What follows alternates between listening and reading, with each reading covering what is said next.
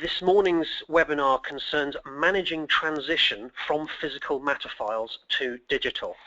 Presented as before by John Stinchcombe of Kofax. My name is James Howlett from Data Capture Solutions, and I will be monitoring and we'll put some questions to John at the end as those come in. So without further ado then, I will hand you over to your presenter for this webinar. Good morning to John. Good morning, James, and thank you for the intro. And I thank you for not describing me as an expert, because the definition of an expert is an X as in has been and a spurt as in drip under pressure, and I thank you for that. So this session is all about managing transformation of physical matter files to digital. DCS, of course, are experts in that they run a very large service bureau operation, as well as being a partner of Kofax, a diamond partner, and a specialist in managing the change from paper to digital. So this session is a moderately dry subject, but we'll make it as upbeat as possible. I'm trying to use as many experiences and anecdotes as I can over this so that it's of practical use. And the content is very textual, but let's see how we get on anyway. So apologies to those that saw this screen last time on the last session. I just like it. I took the photograph and it's real life. That is reality. For those that haven't seen that picture before, this is a law firm, a solicitor that I went to visit with a view to a conveyancing exercise, and he thought that the only problem was floor loading, and I tried to assure him that that was the least of his worries, or should be the least of his worries. The bottom line there is paper is not an effective information storage medium. It was in the dim and distant past, but as soon as microfilm came in, the realization was there that for long-term storage, it's just inappropriate and downright wrong. So the agenda for this morning, 4 topics. It follows a theme that we've picked up on. It's key challenges of migrating from paper to digital, defining a strategy, policies and procedures. DCS and Kofax are very well placed to advise you on that. And then an overview of other considerations. That's quite a chunky topic, and I will be covering a lot of areas in a very short space of time. So again, an overview. We can delve into any of those areas in far more detail on a case-by-case basis. And then a quick summary and conclusion slide. So let's get stuck in. So the key challenges. So some of the challenges, the first one is handling the logistics of distributing correspondence and documents to correct individuals and groups. And this really comes about by changes in law firms and solicitors over the last 10 years or so. So what we've seen is a migration of law firms from smaller operations that were typically in one building to operations that are now in multi-locations, multidiscipline teams, structured teams of fee earners, paralegals, admin, assistants, the whole thing. They are teams of legal services professionals that are distributed geographically around the organization. The other side to consider is that many law firms are taking on fixed fee work, huge volumes of cases on a fixed fee basis. And of course, you simply can't afford or can't accommodate the physical transfer of documents in those sort of scenarios. So that's a major challenge that if you're trying to stick with paper, that you will come across. The next one is quite a simple one. One of the challenges, should you go for one-off projects or adopt wholesale process change? Hopefully at the end of this session, you'll have some more ideas about the relative merits of each one of those methods, one-off projects versus process change. So managing inbound and outbound documents in general, really paper documents should be regarded under an information management and governance strategy. I'll talk more about that a bit later on. This is a big one, cultural resistance to these so-called paperless or paper light or go digital type strategies. A lot of fee earners, perhaps they're set in their ways, perhaps they prefer to work that way, but they feel very comfortable with paper. As I said before, I have no problem with using paper as transient information presentation stage or working stage. What we're talking about here is moving to digital so that those documents are secured properly, held in back-end systems so that they can be used in a collaboration with other members of the law firm. They can also be candidates for big data, data mining, and MI.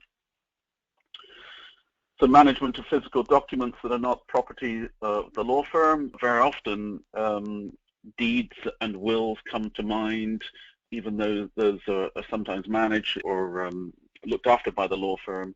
They belong fundamentally to the client, and so any strategy, any policy should take account of that. High cost of excessive handling of documents.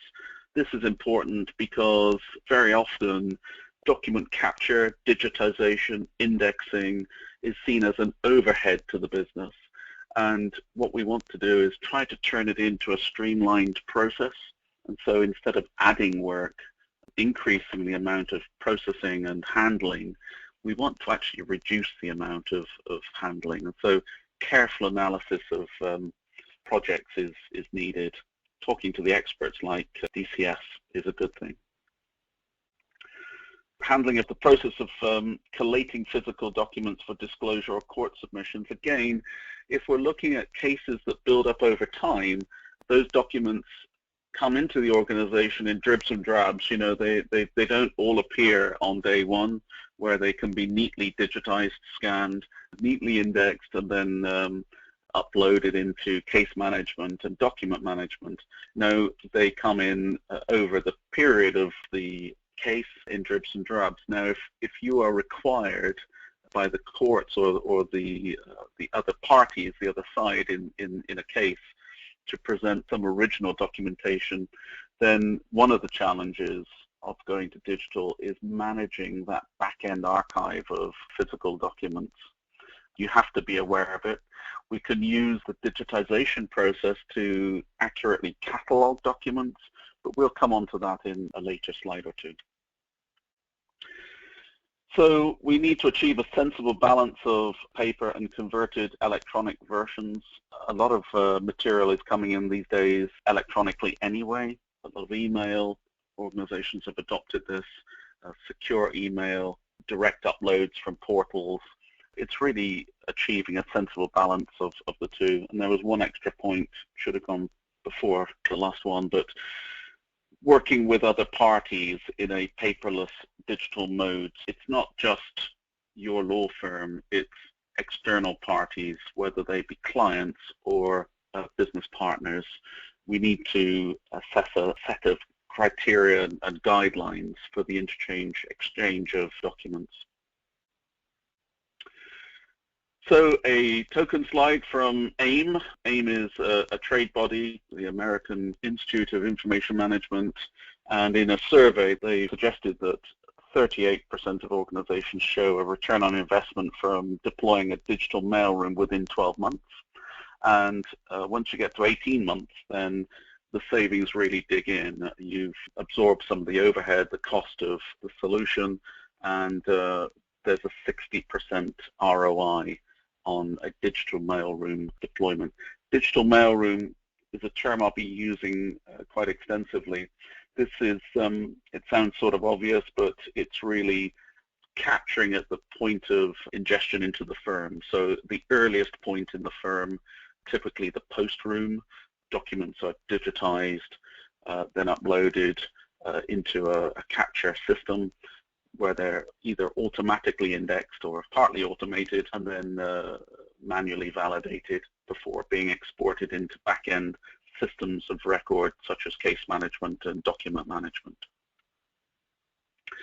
These are some pretty busy slides. This is meant to be a laundry list of all the aspects of multi-capture capabilities. So I'm not going to go through the entire list, but on the left-hand side, you see the sort of systems of engagement and the types of formats that we might be dealing with.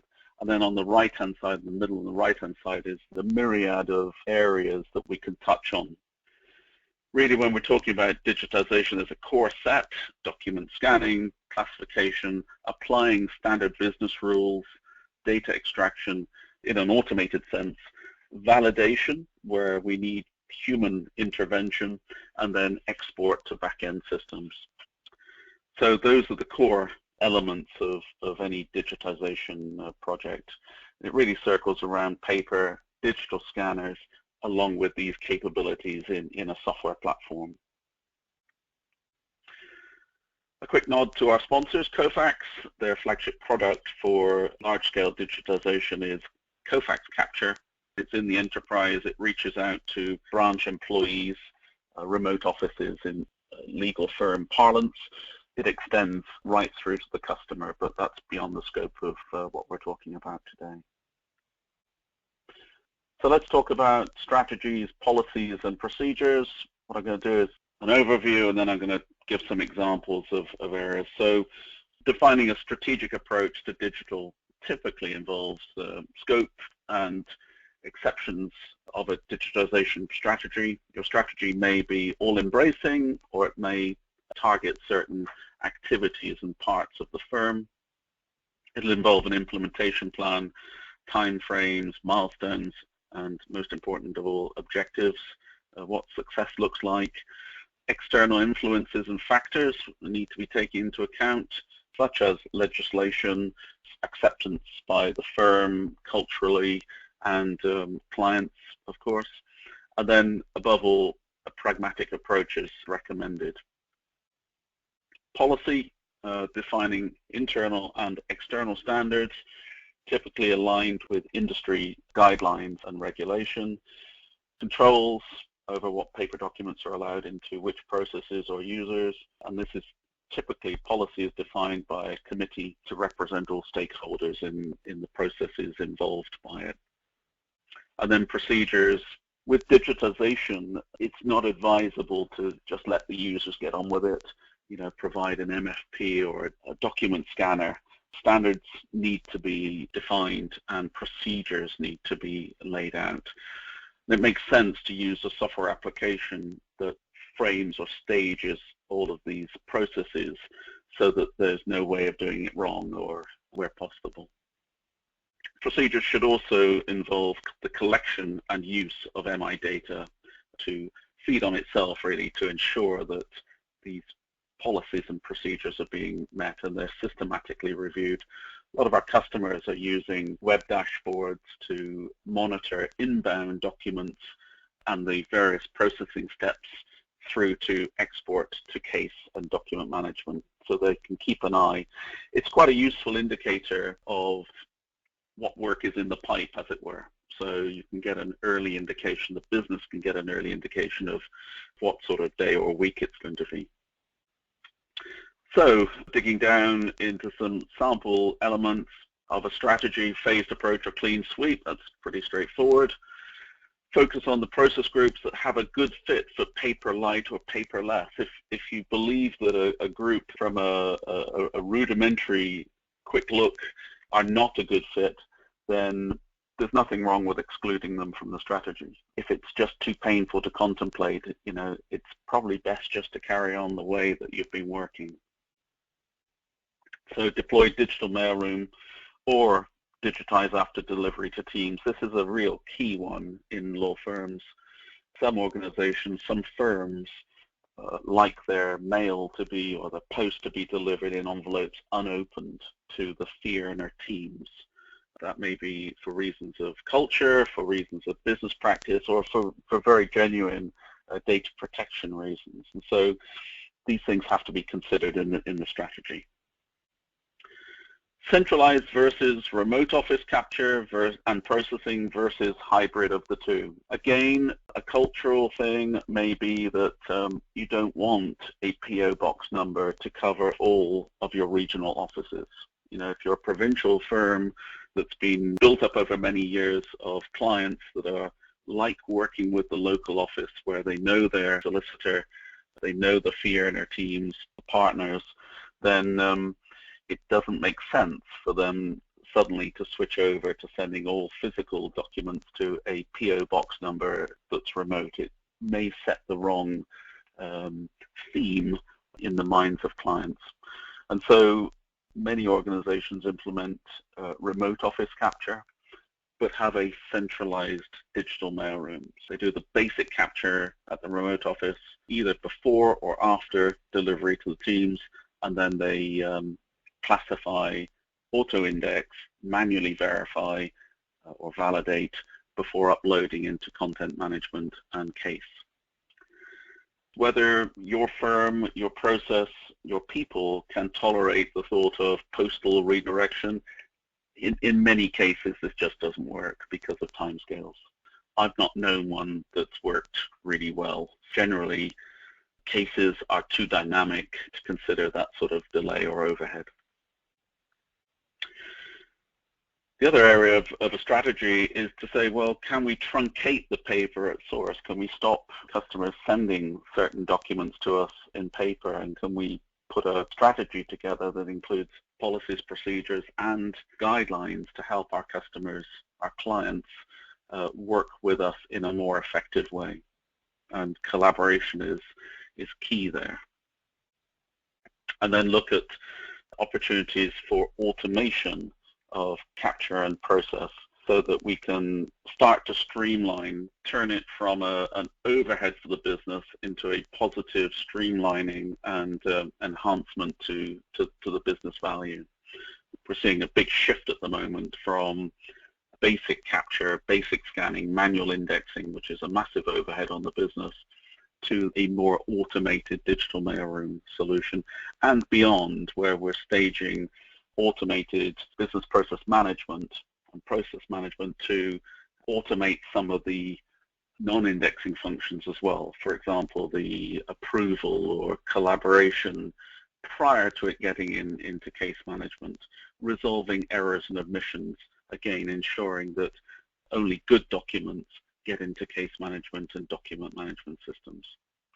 So policy areas, you know, the industry has revolved around a thing that used to be called PD 0008 that was adopted by the British Standards Institute. Their guidelines are called something like Guidelines for the Handling of Documents that May be Used as Evidence.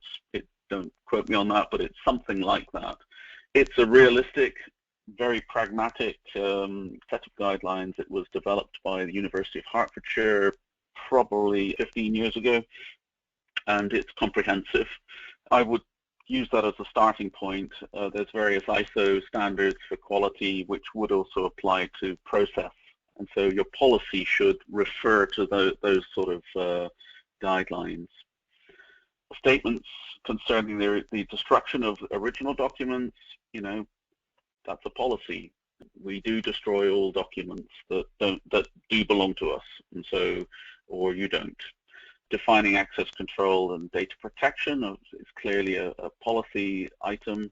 We're tipping now into content management, but it has to be thought of, considered during the capture phase, because very often the capture phase is determining the properties of the document that is then automatically uploaded into content management with all access controls and data protection applied. And while we're on that subject, there's a whole area of records management, which is document management on steroids. Should records management criteria apply, a more stringent and robust set of rules concerning the properties of documents, the whole indexing and handling of documents and destruction policy, that sort of thing. So define exceptions to paper-light, paperless, go digital strategies. Should refer to redaction requirements. So you may have a policy that says, in addition to regulatory requirements such as PCI, credit card obligations, you know, it's illegal in this country to store documents containing credit card numbers. You may have a firm-wide policy that redacts other information, because under Data Protection Act, you know, you should really only store long-term things that are important to you. And so redaction is a key area as well. And then agree formal guidelines for all users of documents, again, both internal and external users of these documents. So guidelines being covered in the next few sections. Bureaus, such as the one you're looking at, the DCS Bureau, the best bureaus have very robust procedures and guidelines. You know, if there's one takeaway from this session, it is to establish those procedures and to absolutely religiously adhere to them, because when people start making it up as they go along, that's when it ends in tears. Sorry to mix metaphors there. But very, very important that you are following a process and perhaps using software that forces adoption of these processes so that everybody knows what they need to do. Information is properly verified, validated. There's an audit trail to prove that documents have been correctly handled all the way through. Again, reporting, dashboards and analytics can ensure compliance and standards are maintained. It's things like automated image processing, which is a real standard now in this industry. VRS from Kofax is one of the foundations of that image processing technology. You know, you can get into deep water if you constantly change VRS settings or image processing settings. And so very important to define those, agree them, lock them down so that, you know, you have a consistent approach to this. So more detailed considerations, looking at capture. These are real fundamentals, but should you be capturing documents in color, grayscale, bitonal, which is black and white, or mixed within a document? All options are available to you. However, rather like printing, there's a big analogy here with printing, there is a cost and a downside associated with it. And of course, with color, file size immediately jumps out, but also the fact that the compression methods for color documents are based on lossy compression methods, and there is a compromise. The higher the compression, the less good quality text is on the page. That may not be acceptable to a fee earner, to a partner. It might not be acceptable to a judge in a court case. So care and attention needs to be taken around there. DCS and Kofax can advise you accordingly. To do batch scanning or ad hoc capture, this is teased out very early in any requirements analysis project. Essentially, batch scanning is what it says. It's collecting documents and scanning them as an entire batch, thereby optimizing the scanner performance, streamlining the physical digitization of documents, and saving time in the process. However, it does rely on a certain minimum volume of documents going through. You wouldn't do batch scanning if you only receive 10 documents a day. So really we're talking about upwards of 500 pages a day, and that's generally a centralized mailroom or a very large remote mailroom. Ad hoc capture, again, is otherwise known as document-centric capture. It's where we would walk up to a scanner or an MFP, an MFD, with a single document or just 2 or 3 documents and scan them as individual documents. The type and extent of image processing. So really image processing falls into 2 areas. One is image enhancement, being careful that we don't go into destructive enhancement. You can apply such extensive image processing enhancements so as to destroy the look and feel of the document. So we don't want to overstep the mark, but certainly if we can freshen up the text, you know, make it more distinctive, more stand out, if we can drop out shading, redundant shading, if we can de-skew the document, crop it to the original size, we can remove noise from the document, then that's going to be a good thing. The other side of image processing is a sort of scanner smarts thing, which is, for example, the ability to scan everything in landscape mode, which is faster, and then the software orients the document around the right way without human intervention based on text within the document. So it happens at the time of scanning. It's very fast, very accurate. It's image processing.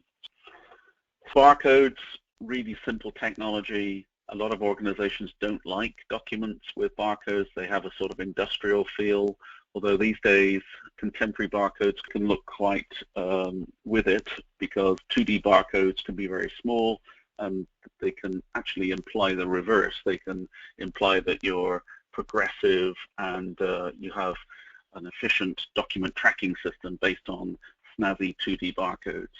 So barcodes are very, very useful. They're very reliable, and for these so-called return documents, they're a very effective way of adding tracking onto a document. Assessing realistic processing times. This is a nod to peak volumes. Unfortunately, most firms don't run on a linear basis. There are busy times of the year in the calendar, so we need to scale up for worst case scenario, and again, DCS can help you on that. Document and file granularity. When you scan in batch, you have the option of using mechanisms to split files, for example, into individual documents so that they can be retrieved individually and referenced individually. That comes at a cost, both in terms of prep time and in terms of potentially in terms of indexing and classification. And so if it's a simple archive that's unlikely to ever be referenced, then you have to think hard as to whether you want to break that file down into granular documents. If it's a sort of document, it might be a probate file where the person retrieving it is quite happy to step through 50 to 70 individual pages and they inherently know the sort of structure of the file, then it's not necessary to go down to high levels of granularity. However, if it's a complex motor insurance case, for example, a defense work, where your fee earners do need to have quick access to specific documents, such as a court document or a letter from a credit hire company or a witness statement, then yeah, makes sense to go down to another level of granularity and to carry some of the cost of processing. Endorsing and tracking the scan process on a per page basis.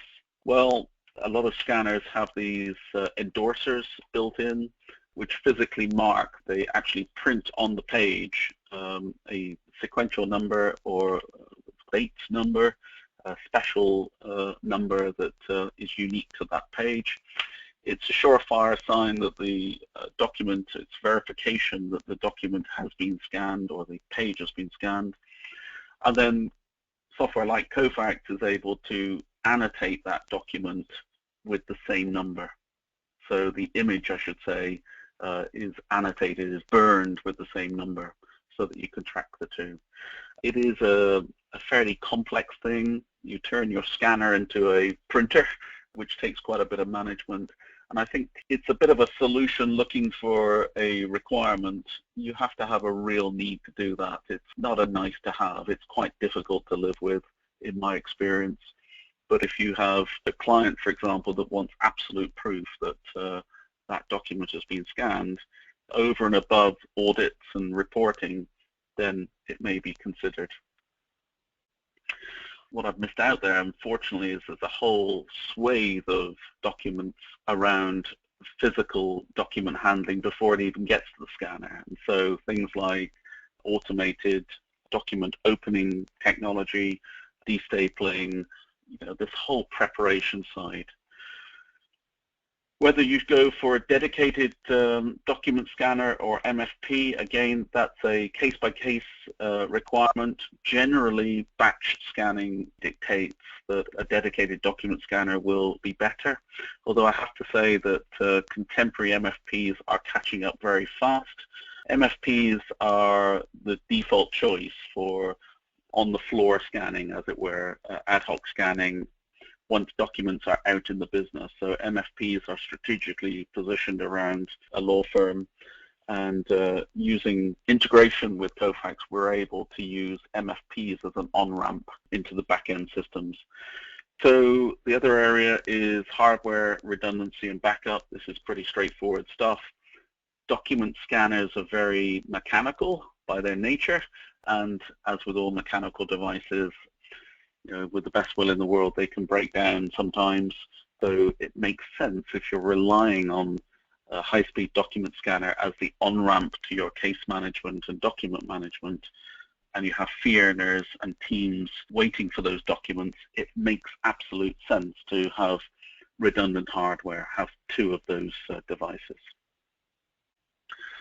And so another consideration is how you handle original documents to be returned documents. So things like passports, birth certificates, death certificates, things that don't belong to the firm, how you handle that in a digital mailroom scenario needs to be considered. Standards, long-term archival standards, it's all too easy to pick up an image format that isn't particularly well supported out there. So again, I would urge you to talk to DCS for their advice on that area. What image resolution? Don't make this up, because don't guess, because it's incredibly important from a legibility and a processing perspective what the original image resolution should be. The importance of audit trails and proof of process compliance. Things like BSI 0008 lay a lot of importance in this, because the whole proof of capture revolves around an audit trail and statistics. So whether you use metadata and retain it, very, very useful. I can only speak for Kofax, but certainly we would track on a document-by-document basis every user that touched that document, the type of scanner that was used, the location, that sort of thing. As we extend out to clients and we extend to perhaps smartphone technology, using a smartphone's camera to capture a document and render it as a scanned image, we may want to capture the cell phone number and the MAC address of the phone that was used to catch it. So all very useful metadata to prove the authenticity of that document. Tacit standards such as using industry best practice and normal procedures, again, DCS very well placed to help you on that. For business requirements, I was at a conference yesterday for the insurance industry, and both keynote speakers, it was almost as though I'd paid them to say this, they cited that one of the huge challenges for insurance is the diversity and extent of unstructured information, as well as archaic paper-based processes. And so the management of unstructured information is a key objective. You can help address this during the capture and digitization phase. So, it does make sense to extract as much information from scanned documents as can possibly be achieved. Do you want a fully automated or seeing or dancing solution, or are you happy to tag documents such that they can be easily retrieved from content management? A lot of organizations are tracking documents by sender because that allows them to understand their business in a better way. A lot of claims processing applications are also tracking all references to all cell phones and other telephone numbers.